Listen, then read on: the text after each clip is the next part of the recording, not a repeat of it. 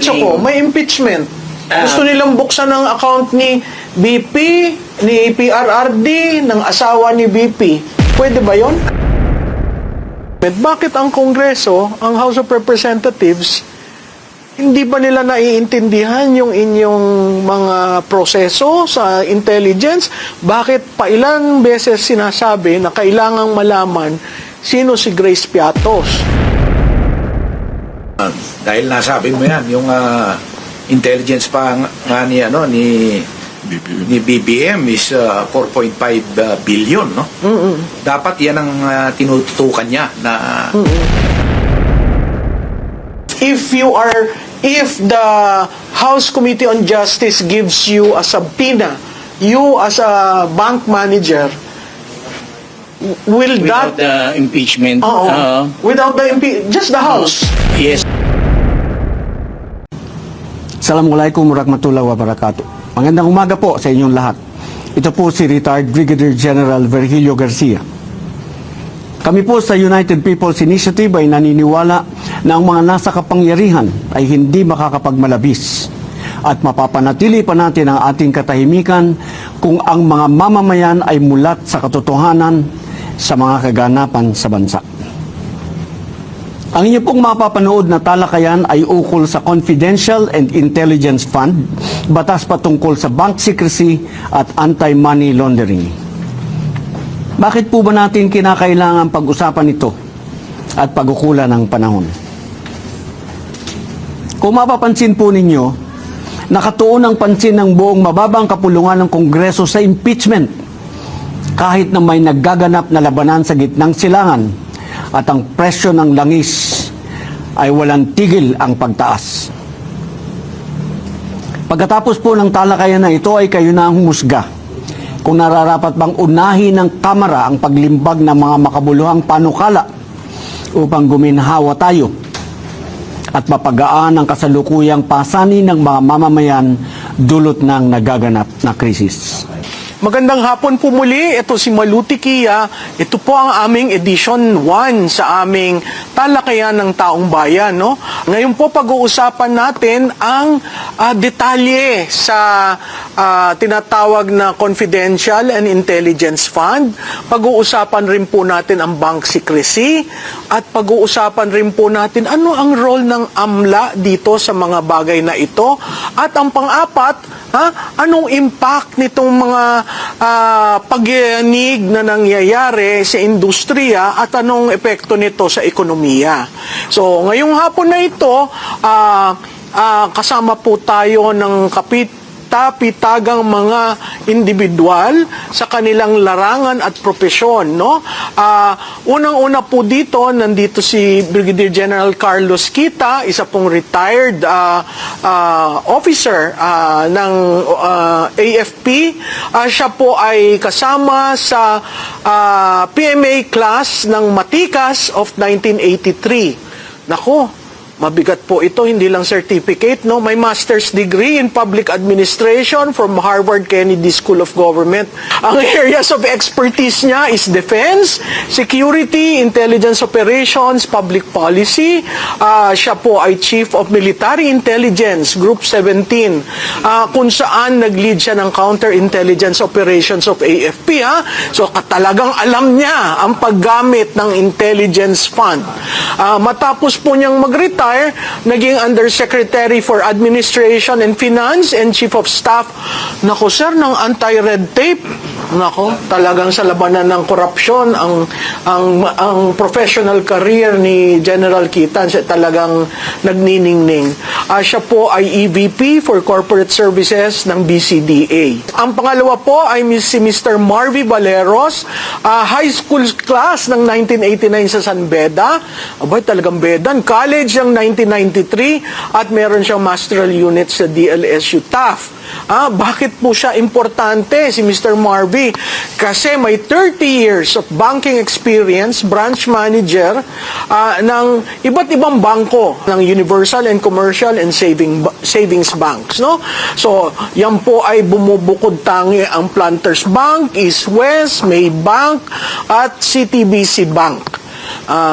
siya po ang ating resource speaker, resource person para sa usapin ng bank secrecy at to a certain degree ang role ng AMLA dyan. Ang pangatlo po ay parati po nyo itong nakikita na nagbibigay ng diskurso sa ekonomiya ang aking isang matalik na kaibigan, si Corazon Pigitote.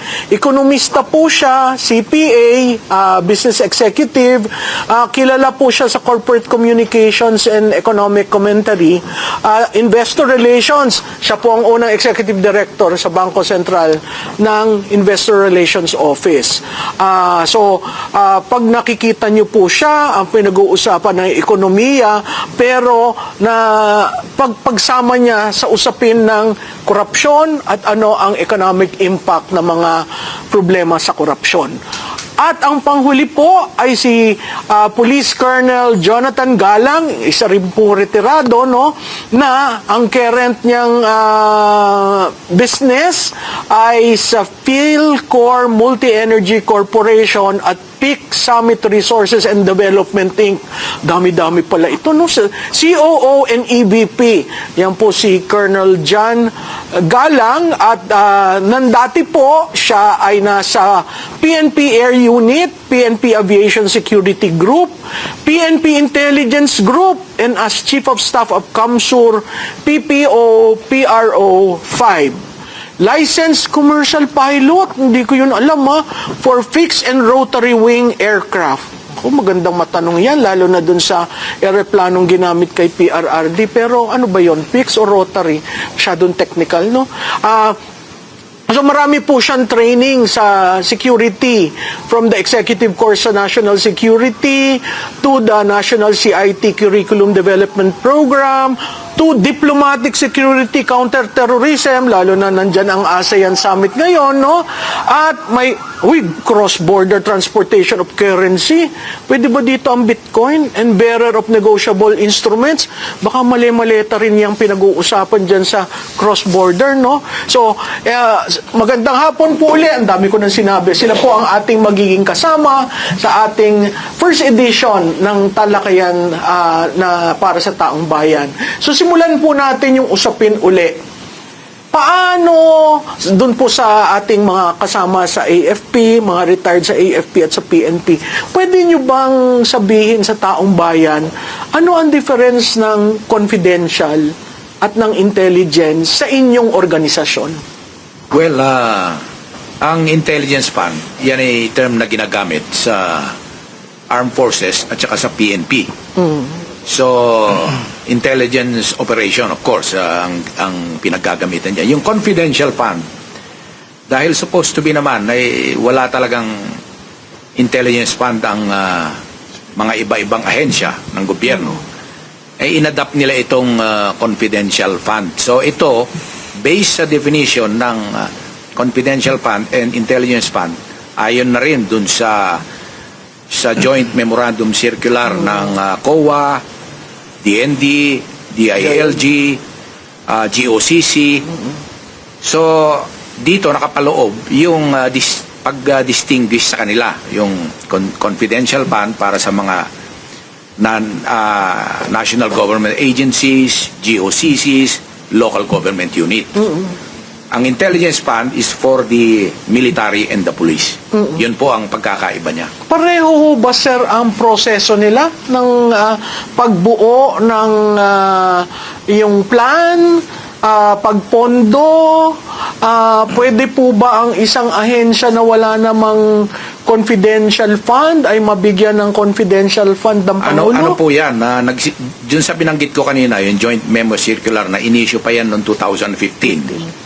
Actually, nakasaad doon ang mga ahensya, mga units ng governments, including AFP and PNP, kung papaano yung proseso. No? Kailangan unang-una nakapaloob sa pondo nila. Yung ating GAA. Dapat, nasa line item ng AFP, parang ganon. Pagka meron nun, sa baba, kami kasi sa operational kami. Doon sa taas ang nagpaplano noon na DND, AFP, umaatin yan and major services umaatin yan sa Congress. Dinidepensa nila yon. Pero during the implementation phase, Kagaya niyan sa amin, sa MiG-17, no, sa ISAP. Pagka gumawa na kami ng plano niyan, meron kami tinatawag na case operation plan, meron ding special intelligence project, no? But kadalasan, ang ginagawa niyan is case operation plan ang inaano namin, ginagawa. And doon nakasaad kung ano yung target, ano yung mission, ang duration, minsan 3 months to even it may even take years, no? Depende sa ano sa So sir, ibig nyo sabihin, hindi, yung planong yun, hindi overnight. pinaplanong ano yan, hindi yun So isang ano lang. revolving every year. Oh, every year. Kaya nga, mamaya, siguro matanong din natin sa PNP, police kung oo. para makita nila yung similarity. No? So, i-ano ko muna kay Oo, Colonel Galang. Colonel Galang, ikaw, sa PNP, Actually, ma'am, wala pong pinagkaiba. Similar and same, almost the same operations din po yan pagdating sa Philippine National Police. Yung pong pangalan lang, sinasabi natin na CIF or Confidential Intelligence Fund, tapos Intelligence Fund for the Uniformed Services. Doon po sa mga government agencies, yun nga po, it's called Confidential Intelligence Funds. Yun lang po yung pinagkaiba. Pero as far as concept, operations, pareho po yan sa AFP. Yan din po yung ginagawa sa PNP. so kayo rin, dyan ba nagagamit yung order of battle? Yes, ma'am. So Sa yung- case build-up po kasi, Yun ang case build-up. So pag case build-up, tapos ang final nun, yung order of battle. O, iba rin yun. Pero ang sa intelligence plan, more on, pag sinabing case operation plan,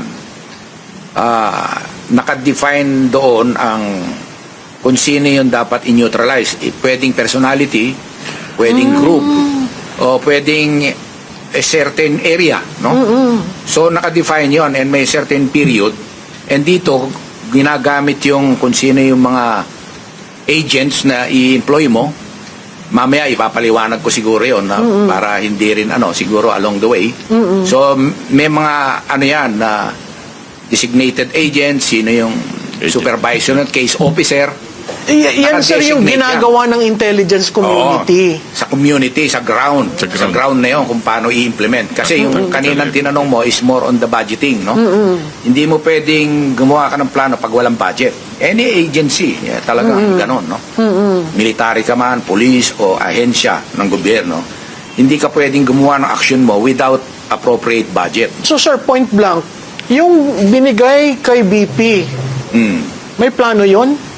I presume na dapat yan kasi yung mga gumagalaw diyan, syempre meron naman naka-assign sa kanilang military and police elements and doon syempre alam nila yung ginagawa nila. Once na ibinigay sa kanila yon, they are obligated to prepare a plan. Hindi pwedeng gastusin ko na to, bahala ka na dyan. Hindi pwedeng ganon. So yung konsepto na ginastos, binulsa, at linagay sa bangko ng Vice Presidente, pwede ba sa CIF yon?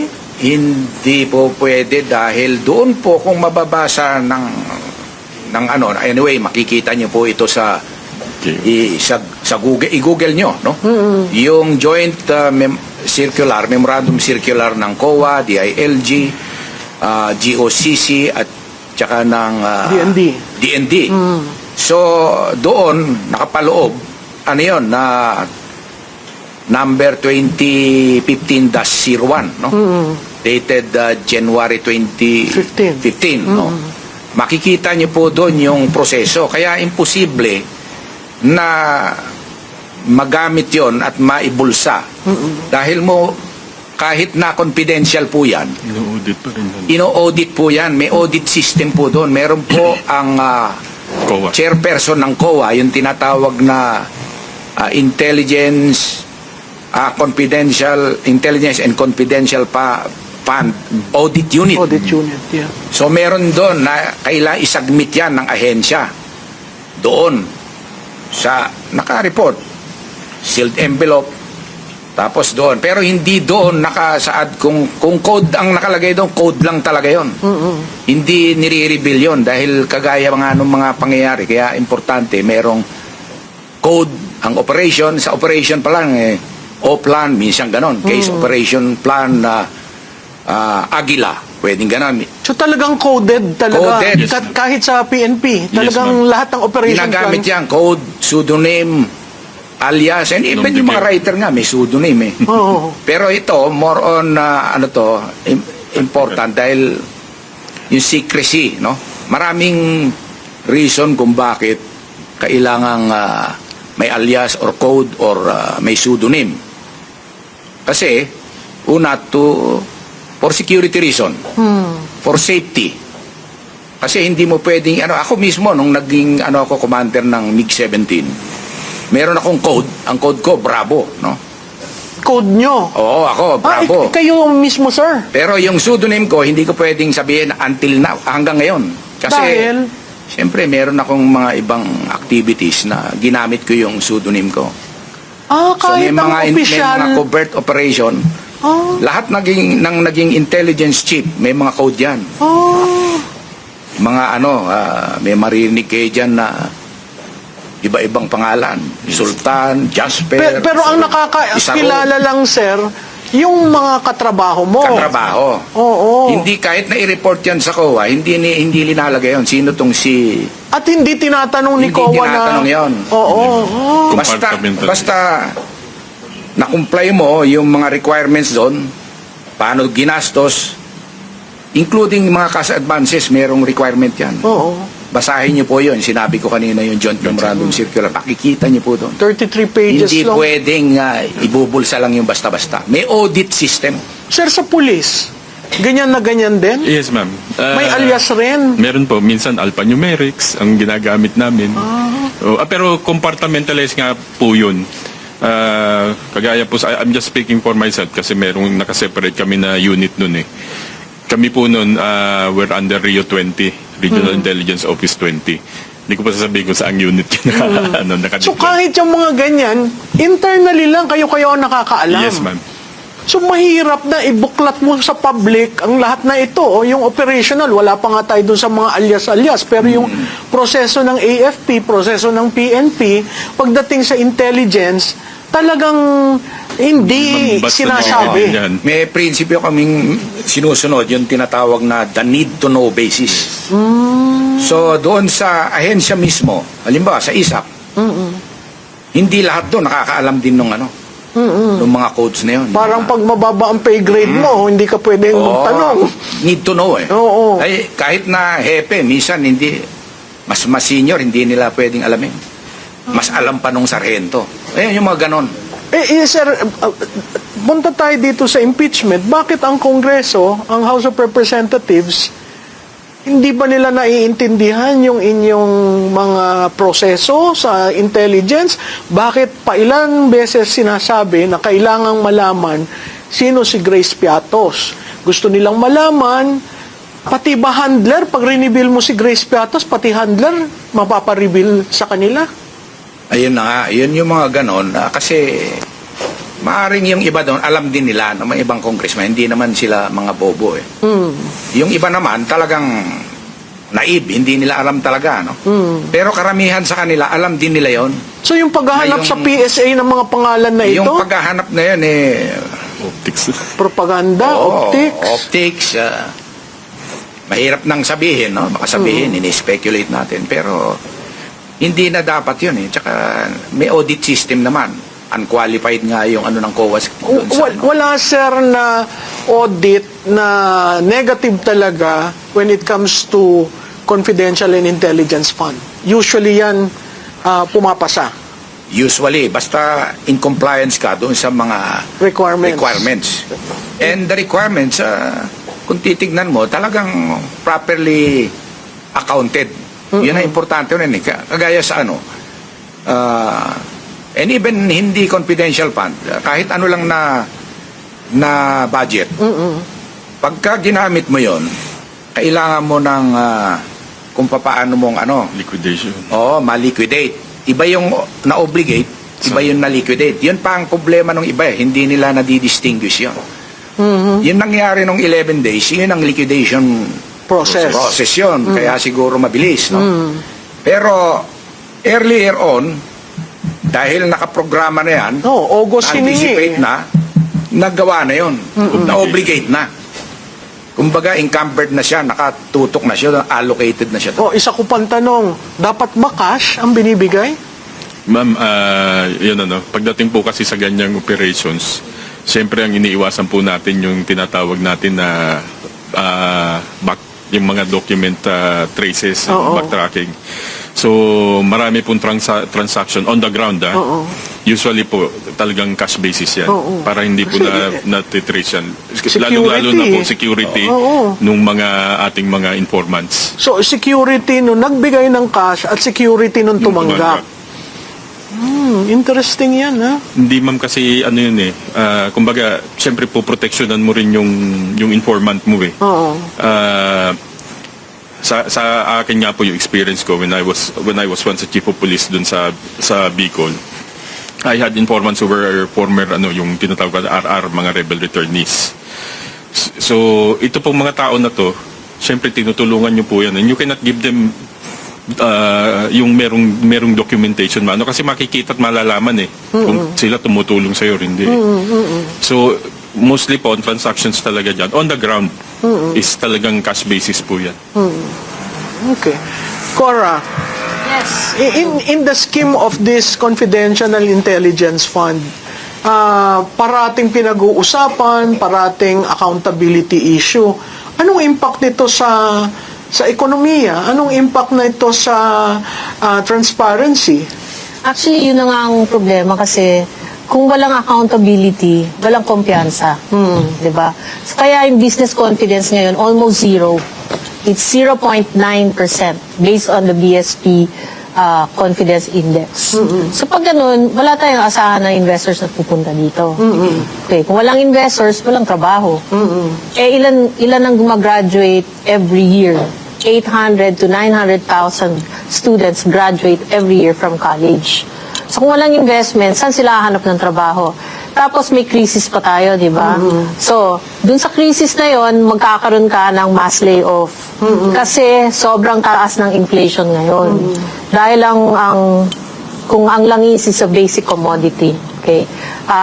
It takes up more than 20% in the inflation basket, including transport. Actually, if you include transport, aabot ng mga 30% ang contribution niya sa inflation basket. Okay. So, tapos idagdag mo yung effect niya sa manufacturing ng food and beverage and everything. Logistics na no? Oo, tatamaan pa rin yun, di ba? So almost, I would say about 80% of your inflation basket will be affected by this crisis. Okay? So pag tumaas ang presyo ng mga bilihin, ang gasolina pala, kagaya ngayon, 60 to 120% ang increase ng gasolina at diesel, di ba? So, papasok yan sa inflation, ang sweldo hindi tumataas. Okay? Yung presyo ng mga, sabi mo lang bilihin sa supermarket, they can only bring it up so much. Kasi nga, yung purchasing power mababa, tapos tataasan mo pa yung presyo. Ano nang bibili ng household? So dito sa pumapaloob na impeachment ni Vice President, would you consider that as a risk, one of the risk while we are under a crisis situation? Sobrang malaking risk yan kasi imbis na yung energy nila napupunta sa crisis management. Kasi extreme crisis to by end of April, pwede tayo mawala ng gasolina. Walang gasolina, walang kuryente. Everything will stop. Okay. Shouldn't we follow what Bangladesh is doing? Just stop. No work, no school, Yeah, so to reserve. ang dami come up nating with the security. mahihirap Oo. Okay, so pag walang trabaho, walang kakainin. Magkaka-anarchy ka. Di ba? O sir, bago mo idugtong yan, hindi ba dapat gamitin si confidential or si intelligence fund dito sa sitwasyon natin? Bakit hindi natin makuha ng tamang-tama? Ano ba talaga ang problema natin at iba ang sinasabi sa labas? Well, dahil nasabi mo yan, yung intelligence pa nga ni BBM is 4.5 billion, no? Dapat yan ang tinututukan niya na na alamin kung ano ang dapat na o ano ang nangyayari at mangyayari at ano ang dapat na responses dito sa Kasi mga sa magkakaiba ang mga sinasabi eh. ayun na nga, ang problema, ang nangyayari is, ang tinututukan nila is yung politika, yung, like for example, itong impeachment, and i-demolish yung mga ibang political opponent nila. So, yun ang problema. Dapat, itong intelligence fund ng ating Pangulo, na napakalaki, dapat pinagtutuunan ng pansin itong krisis na nangyayari ngayon. Para, Kasi hindi naman natin na foresee itong krisis. So, talaga nagkukumahog paghahanap ng line item. Alam mo, Malu, as early as February, nag-aalarma na ako sa Facebook. Sabi ko, may repatriation plan ba ang gobyerno? In case matuloy yung gera. Wala eh, di ba? Ngayon lang sila nag-iisip. Kumbaga, delayed reaction. Imbis na maging proactive, delayed reaction. Ngayon lang sila nag-iisip. Tsaka mahirap yung uplift, ha? Pag hindi na uplift, Walang ngipin yun. Walang ngipin Sayang, yun. ma'am, yung ano eh. Sayang yung 4 billion intelligence fund. Oo, sayang. Sa intelligence po kasi meron pong tinatawag, ano po yan eh, merong tactical, merong strategic intelligence. Sa halagang 4 billion, you should have been able to predict Yes. or evaluate yung nangyayari as early as last year. Kasi po may mga indicators eh, as Ma'am Cecil was saying, may mga ano na eh, may mga lumalabas na indicators eh. Iyan po yung mga tinitignan sa intelligence operation. Tinitignan niyo yung mga indicators, nagtutugma ba? Ito ba kailangan na ng action plan ito? That's the scenario planning na correct, dapat. ma'am. Oh. Pero sayang yung 4 billion. Tingnan mo, ano tayo ngayon, nakahang tayo ngayon. hindi natin maintindihan kung So, ang question nga doon ginamit ba talaga sa intelligence Oo. operations yun, yung pondo na yun? kasi sir, So, yun ang question mark. noong 2025, natatandaan ko, hiningi na niya ang release ng full intelligence fund ng first quarter pa lang, 2025. Hindi ko alam kung paano actually, nangyari. Yun ang dapat na ina-account. Oo. Yun ang dapat ino-audit dahil sa laki ng halaga na yun. Oo. Baka lumabas naman. Oo. Alam mo, Malu, ang nakakapagtaka pa dito kasi alay tayo ng US. Ang US ang nag-umpisa ng Gera. So, bakit hindi tayo nakakuha ng intelligence? Oo. Diba? Dapat nakahanda na tayo. Parang yung intelligence natin hindi tama ang paggawa at kahapon nagulat ako sa National Security Council doon sa presentation nila sa Senado at sinasabi nga nila na kailangan mag-convene ang National Security Council. Hindi ba dapat yun? Hindi na kailangang sabihin pero Automatic na yan. automatic Tawag yun. lang ng presidente. Oo. At saka natatandaan ko, hindi ko alam kung kanino kayong presidente naglingkod. Merong command center talaga na nakaset up monitoring all these things. Ngayon, parang kasi kung paano ginisa si Secretary Garin kahapon sa Senado, kung paano tinanong lahat ng cabinet secretaries na umattend, apparently parang hindi sila nag-uusap. At mali ang sinasabi sa taong bayan. Kaya nga, di ba, nagsabi si si Yusek Claire Castro, sabi niya, walang crisis. And then 2 days later, nagkaroon ng Hindi nga 2 days on the 1 same day. later. Same day pala. Sa umaga, nagsabi siya walang crisis. Amo Walang naman yung crisis. BFF ko, di kaagad sumagot ako. Pagdating ng mga 2:00, iba na ang sinasabi. At nautusan na daw ng Pangulo, ganito. So, yun yung Ang gabi, Oo. nagkaroon ng EO. Di ba? Si So, Apli. coordinated ba sila? Parang hindi, no? Di ba? So, So, doon pa sir, lang eh. naririnig mo ito, you're from the private sector, ha? Can you tell us about bank secrecy? Can you readily pierce the veil of a private depositor? Sige. Just to give you a background, bakit kailangan natin bank secrecy law, yung rationale behind the law is the state or the government wants to us, the people, to trust the banking system. So, gusto nila yung mga pera natin, instead ay ilalagay natin sa bahay natin, sa ilalim ng unan natin, sa bangko natin ilagay. Bakit importante yung deposits? Since alam ni Ma'am Cora na yung deposits natin, pinapaikot ng bangko para ipautang. So, pinapautang yan sa mga negosyante na nag-spur ng growth sa economy. So, yun ang important. So, what is the bank secrecy law, yung RA 1405? RA 1405 is was created, it states that all deposits of whatever nature, including investment, bonds, issued by the government are of purely confidential in nature. And no person or government official, even government official and offices can access your bank records except for four reasons. First is the signed waiver of the depositor themselves. So yung mismong may-ari ng account. Correct. So, signed waiver. Pangalawa, in cases of impeachment. So, pangatlo, court cases involving bribery and the dereliction of duty. And the fourth is when the funds in question is the subject matter of the litigation. So, hindi siya pwede na, for example, sinampahan kayo ng libel, titingnan nyo yung bank account ng tao. So, the criminal act should be connected to the bank account bago natin buksan. So, So bawal yung fishing expedition na bubuksan ko yung account ko, oy buksan mo yung account ni Malutikia, tingnan natin kung ano magagamit natin para sa impeachment. Pwede ba yun? Yes, oo. So, may mga tao na gustong i-circumvent yung bank secrecy law natin. No?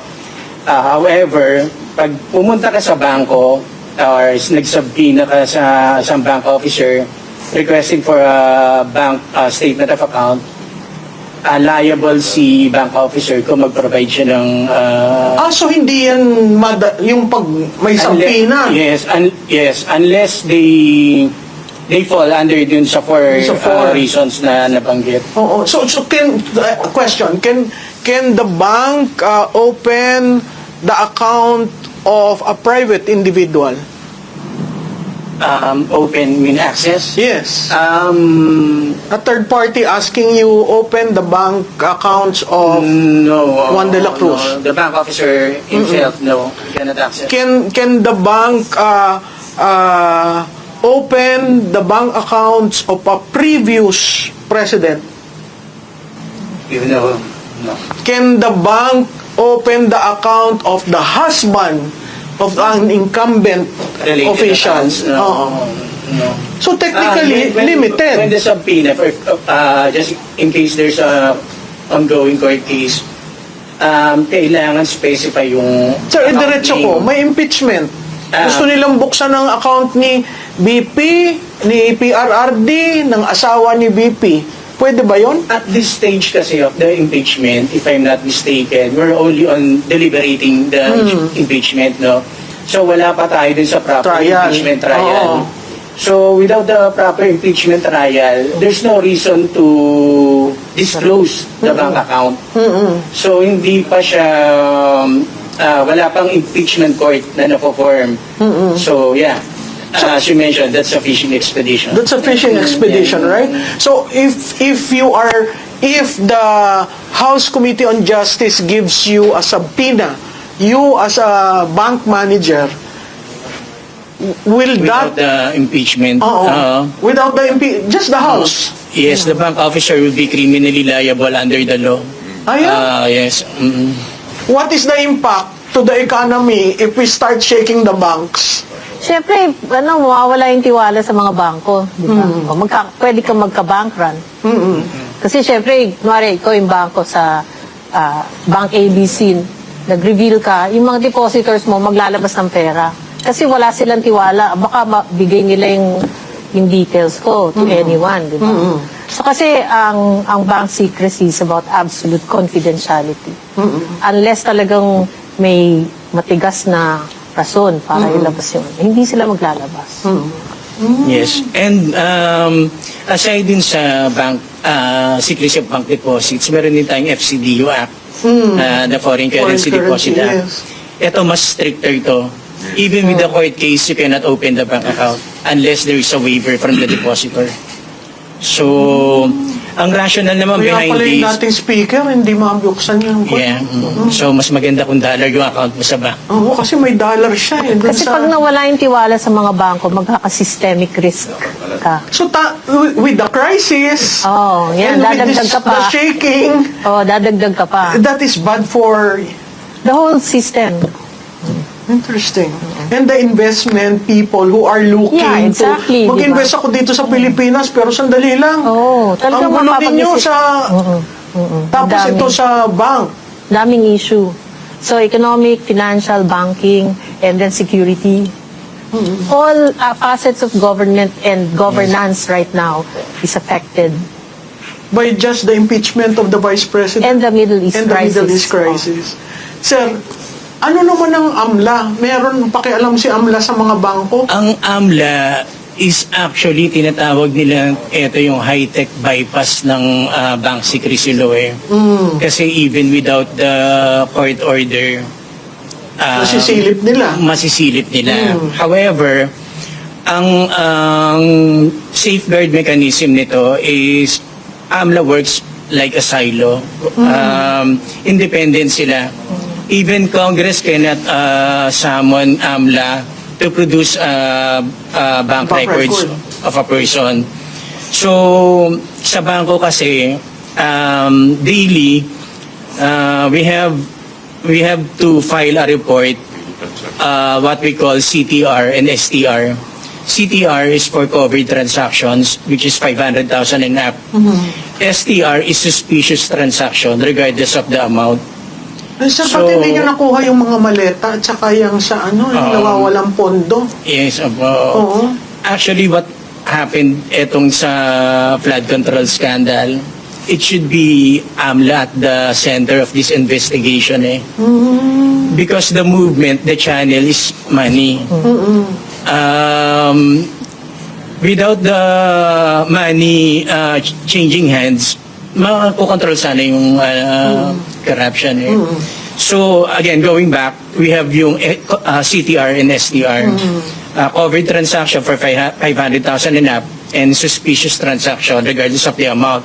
Kasi yung iba, sinicircumvent yung 500, 300 muna, 300 withdrawal, hanggang makuha nila yung buong amount. So meron naman na, halimbawa, Katulad yung kay Yusek Cabral. Sorry ha, interrupt ako ng interrupt.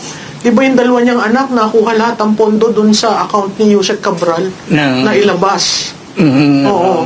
Yun yung hindi nila na-categorize as suspicious account. Yes, like for example, ma'am, meron tayong isang business lang, isa parang street vendor. Biglang nag-deposit siyang 300,000. Kumbaga, abnormal siya dun sa Red flag na yun, eh, no? average.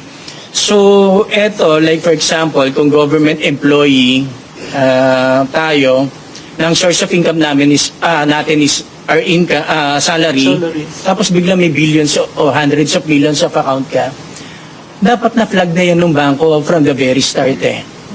Na-flag na yan eh. Even the withdrawals, if you have a legitimate transaction, why would you choose cash?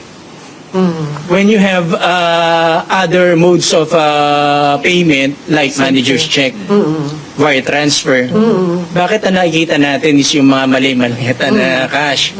So definitely, pag ang isang government employee is nag-withdraw ng cash na substantial amount, this should have been reported na sa AMLA as suspicious transaction. From there sana, na-action na ni AMLA. Kasi hindi siya commensurate doon sa source of income eh. So would you, sir, say So that... ang nakikita ko nga missing link dito is from the very start, bakit hindi na-cite yung mga bangko Yes. with all these billions in withdrawals? Yes. May ano sila, So, may bakit- KYC kayo. Even the existing investigation, bakit parang wala yung, hindi napapag-usapan yung paano transactions. nakakapag-withdraw sila na hindi naman commensurate sa income nila. Saka paano nagkakaroon sila Ayun, ng yes. account na... Ngayon, AMLA, parang working as an independent organization, should have looked into the transactions.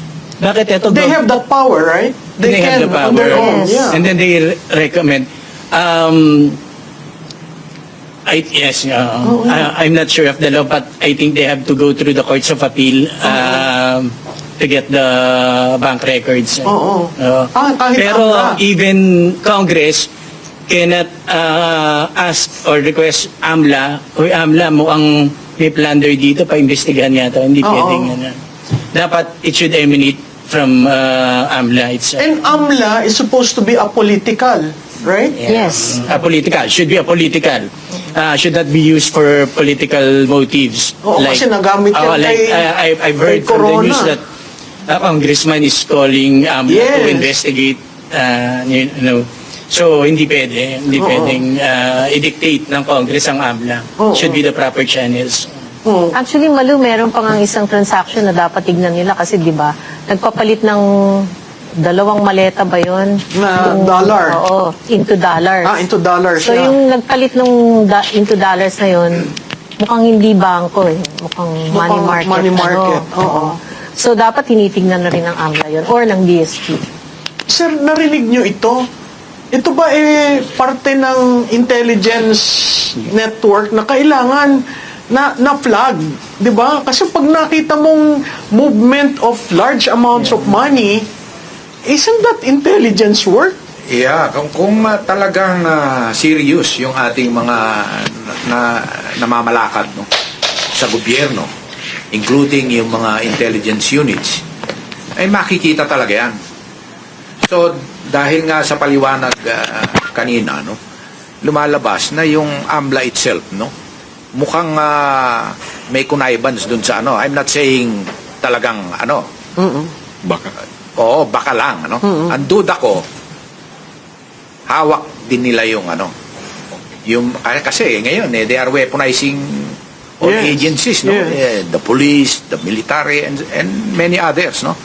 So hindi malayo na maaring sunod-sunuran na lang yung taga-AMLA. And yung land bank itself, in cahoots na rin dun Which sa is ano. the major depository Oo, account of kasi the ano Public yan Works Fund. I can even recall na, kasi nung I was a battalion commander sa Mindanao, no, yung tinatawag na voluntary offer to sell, no, na yung sa CARP, may lumapit sa akin na ano, ano siya, Yan, sir, lupa. Yung Lupa ito, oo. Ba't ko na ano, kasi ba't ko biglang na-recall to? Lumapit sa akin yung isang, sir, hanap kayo ng lupa. Bakit? Yung malalaki, mga 100 hectares, 200. Ilapit natin sa ano, sa mga nag-aasikaso nito. Ba't ano yan? Sinakyan ko lang, no? Yung pala ang racket nila, halimbawa 100 hectares, they will operate yun through BOS, voluntary offer to sell, yung ano, para babayaran ng gobyerno.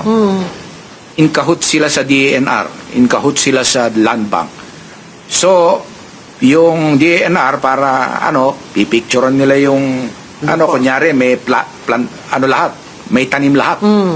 Pero actually 2 hektarya lang yung may tanong out of the 100. Ibabaluate ngayon yan. No, Tapos yung mataas. land bank, Yeah. ibabaluate nila in cahoots sa DENR. Pagdating doon, sige, ito ang value niya per hectare is 120. Imbes na 70,000 lang. So yun, lalabas ng pera. In cahoot sila sa ano. So, maaring ganun din na nangyayari dito. Kaya tahimik. Lumabas lang nung sumabog. Kasi maganda yung point ni Marvin, yung issue ng malalaking amount ng pera na lumalabas pero wala nga naman tayong nakitang bangko o na trace o report ng AMLA, no? I'll cite 2 instances, Colonel Prof. One was nung nasa active service pa ako. Alam ni, ano yun ni Sir Marvin, yung Hawala system. Hawala? Yeah, it's an informal ano ito money remittance. So, nung nandun ako when I was still assigned with the airport security, I was the chief of operations ng Airport Security Center sa NAIA. We were monitoring this hawala operations ng mga, rin natin, kababayan din natin. OFW. Yes. Oo. Meron silang mga, na informal remittance center nila ron, dadalhin dito by cash, dala-dala ng mga, in fact, minsan isang buong eroplano, halos lahat yung may mga bags eh. Oh. And when we intercepted, wala na, puro bag na lang yung nakuha namin, yung mga pera na i-distribute na. There's something happening. So, second naman, when I retired, and I was into business now, our business is into renewable energy. So, yung partner namin one time, this was the first time na nagtatransaction kami in dollars. So nagpadala ito. Initially nagpadala ng meager amount lang naman. Maliit lang naman siya. Initially it was $15,000. And then the second, it was supposed to be 30 eh. Yung second pasok niya, hinold na ng bangko. Hindi na nirelease sa amin. And we were called by the bank to explain kung ano yung pumapasok na yun. Well, what's my what am I driving it here? Yung mga ganung maliliit na transactions nakikita, nababantayan. Bakit yung mga Gandang buhala eh. mali-malita isinasakay ng eroplano, hindi natin alam kung saan dinadala ang ibang bansa? Bakit parang walang reaction yung natin, mga Ang lokohan authorities ang lokohan natin. ko sa kaibigan ko, dapat nandun ako sa negosyo ng paggawa ng luggages, no? Parang ang laki ng kinita mo doon. Kasi talagang kitang-kita, di ba? Talagang magugulat ka na lang na, how can that be possible? And I understand today, the luggages now are in dollar. Dollar-denominated na yung distribution. Kaya sabi ko, must be every or most or some legislators might have a wall of alam mo yan, yung bolt sa pader, kasi magtataka ka paano mo malalabas yung ganong kalalaking pondo sa bangko. Pera na lang kung ang bangko ay involved. 'Di ba? Yun yung hindi mo maintindihan. So, lumalayo na tayo ng usapan, no? Let me go give your last points. Siguro doon sa security cluster, ang tanong ko, napapanahon na ba magkaroon ng batas tungkol diyan? Talagang batas, hindi yung joint circular na 2015, matanda na. Iba na ang teknolohiya, nakita natin, iba na ang procedure ng pag-handle ng pera. Napapanahon na ba ho sa inyong dalawa na magkaroon ng batas on confidential and intelligence fund? Tama yun, Malo, no?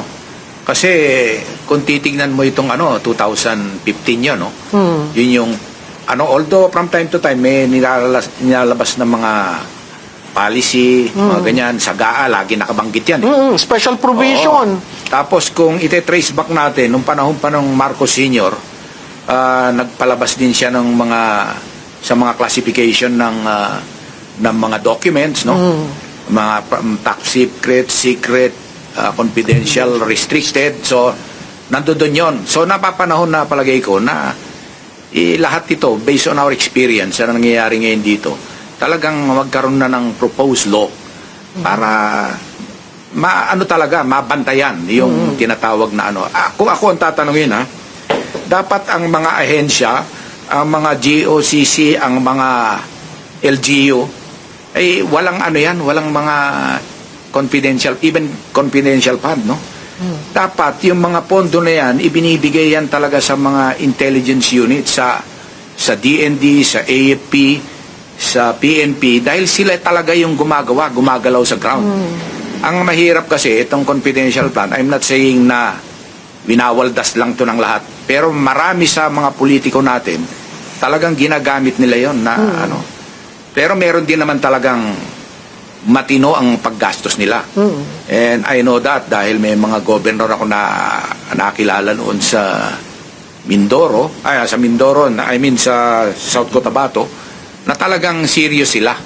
Ginagamit nila ng tama. Pero marami rin ang hindi. So dapat, para ma-prevent ito, yung abuse on the use of this confidential intelligence fund, maisabatas na yan. Okay.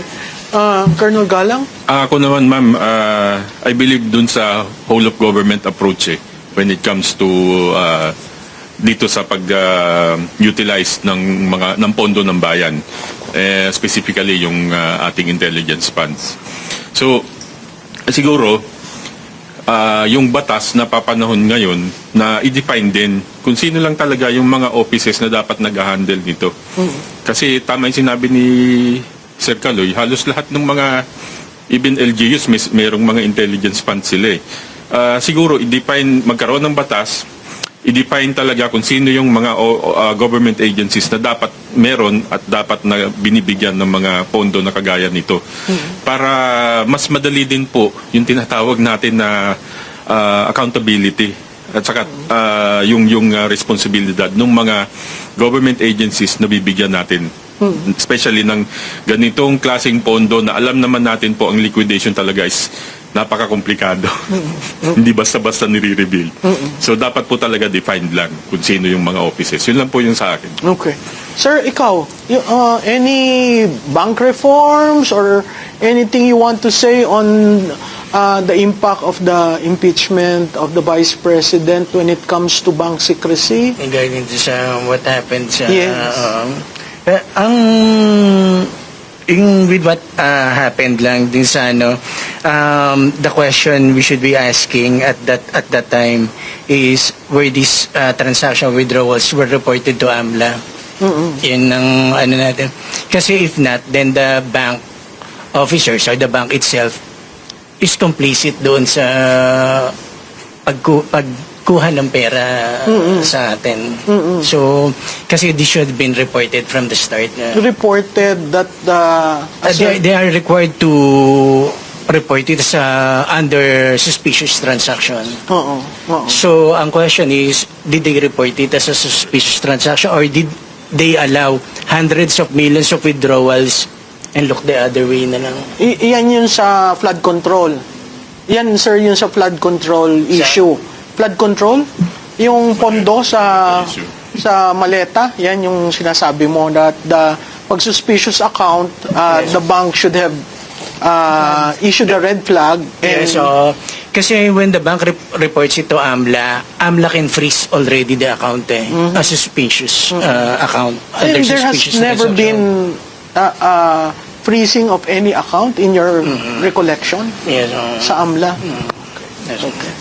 Cora, Yes. all these things, you know, Yeah. anong Di na sa ekonomiya? Di na ako magpapatumpik-tumpik. Oo.